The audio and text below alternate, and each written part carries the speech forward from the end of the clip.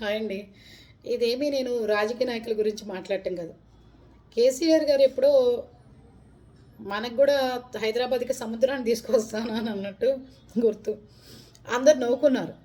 సముద్రాన్ని తేవడం ఏంటి హైదరాబాద్కి అని చెప్పి అనుకున్నారు, వదిలేశారు.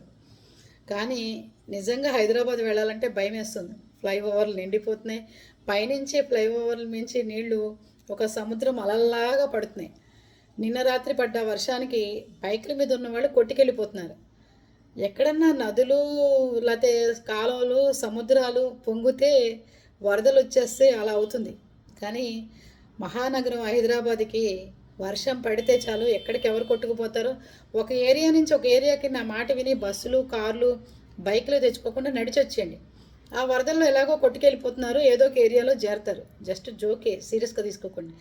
ఎందుకంటే ఏ ఏవి సముద్రాలు లేని చోట పెద్ద సముద్రం సునామీ వచ్చినట్టుగా ప్రవహిస్తుంటే ఎలా ఉంటుంది చెప్పండి.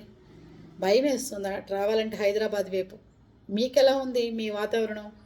మీకు ఆఫీస్ నుంచి వచ్చేటప్పుడు ఎంత విసుగ్గా ఉంటుంది చెప్పండి. కార్లు మునిగిపోతున్నాయి, అపార్ట్మెంట్లలోకి నీళ్ళు వచ్చినాయి, సెకండ్ ఫ్లోర్లు మునిగిపోయినాయి. ఎంత ఇబ్బందులు చెప్పండి, అవునా?